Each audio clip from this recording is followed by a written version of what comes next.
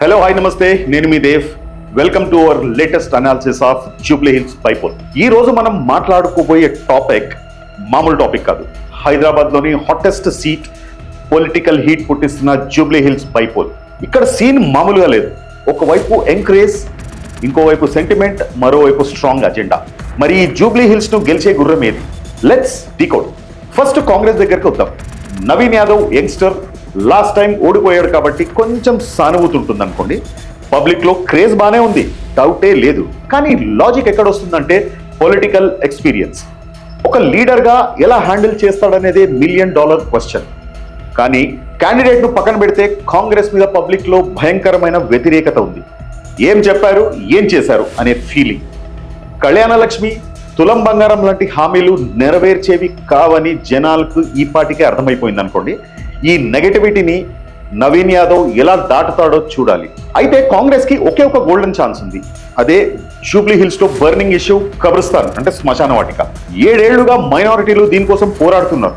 ఇప్పుడు కాంగ్రెస్ గనుక మేమున్నాం అని మాటలు కాకుండా ఒక లిఖిత పూర్వకమైన హామీ గనుక అక్కడి ప్రజలకు ఇవ్వగలిగితే మైనారిటీ ఓట్లలో కనీసం 70% గంపగుత్తగా పడే ఛాన్స్ ఉంది. ఇక బీఆర్ఎస్ మాగంటి గోపీనాథ్ గారి మరణం తర్వాత ఆయన సతీమణి మాగంటి సునీత గారికి టికెట్ ఇచ్చారు. సెంటిమెంట్ వర్కౌట్ అవుతుందా? అవ్వచ్చనే చెప్పాలి.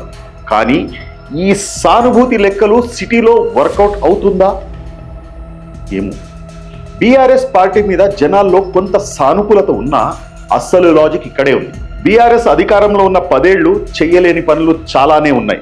ఫర్ ఎగ్జాంపుల్ తీసుకుంటే జూబ్లీ హిల్స్ కాన్స్టిట్యుయెన్సీలో ముస్లిం సోదరులకు శ్మశాన వాటిక అంటే కబ్రిస్తాన్ కేటాయించలేదని చాలా ఆగ్రహంగా ఉన్నారు. అప్పుడు బీఆర్ఎస్ ఉన్నా ఏం పీకలేదు, ఇప్పుడు కాంగ్రెస్ వచ్చినా ఏం పీకుతలేదు అని పబ్లిక్ చాలా కోపంగా ఉన్నారు. ఇక మాగంటి సునీత విషయానికి వస్తే మాగంటి గోపీనాథ్ గారు రాజకీయాల్లో ఉన్న ఈవిడకి రాజకీయ అనుభవం లేదనే చెప్పాలి. ఒకవేళ సునీత గెలిస్తే అనుభవం లేని పరిపాలన ఎలా ఉంటుందో అని ప్రజలు అనుకుంటున్నారు. సునీత గెలిచిన పాలన ఎవరు చేస్తారు అని ప్రశ్నిస్తున్నారు. ఇకపోతే బీజేపీ లంకల దీపక్ రెడ్డి గారికి టికెట్ ఇచ్చింది. ఆయన ఇంతవరకు జూబ్లీ హిల్స్ లో పర్యటన చేసిందే లేదని ప్రజలు చెప్పుకుంటున్నారు. ఇక బీజేపీ లంకల దీపక్ రెడ్డిని కేవలం నామకే వాస్తే పెట్టారా, లేక మేము కూడా ఉన్నామని ప్రజలకు తెలియజేయడానికి బరిలో దిగారా అనేది వాళ్లే చెప్పాలి. ఈ పార్టీకి ఓన్లీ హిందూ ఓట్లు మాత్రమే కావాలనే విధంగా క్యాంపెయిన్ లో పెద్దమ్మ తల్లి గుడి కడతామని మాత్రమే మాట్లాడారు తప్ప ఎన్నో ఏళ్లుగా మాకు శ్మశానం లేదని ముస్లింలు మొత్తుకుంటున్నా ఆ విషయం గురించి మాట్లాడడమే లేదు. అంటే వీళ్ళు ఓన్లీ హిందుత్వ అజెండా మీదనే ఉన్నారా అనే డౌట్ ప్రజల్లో కొట్టొచ్చినట్టు కనిపిస్తుంది. ఇక ఫైనల్ గా ఇండిపెండెంట్లు వీళ్ళు గెలవరు, కానీ గెలిచేవాడిని డిసైడ్ చేస్తారు. ఎవరు ఎన్ని ఓట్లు చీలుస్తారు, ఆ చీలే ఓట్లు కాంగ్రెస్కి మైనసా, బీఆర్ఎస్కి మైనసా, బీజేపీకి మైనసా అనేది కొద్ది రోజుల్లో తేలిపోతుంది. సో చూసారుగా సీన్ ఎంత హాట్గా ఉందో.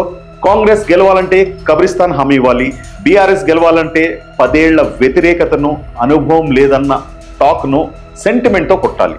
బీజేపీ గెలవాలంటే హిందుత్వ అజెండా గట్టిగా పేలాలి. ఈ ట్రయాంగిల్ లవ్ స్టోరీలో జూబ్లీ హిల్స్ ఎమ్మెల్యే అనే రెడ్ రోజ్ ను ఎవరు సొంతం చేసుకుంటారో చూడాలి. Let's wait and watch.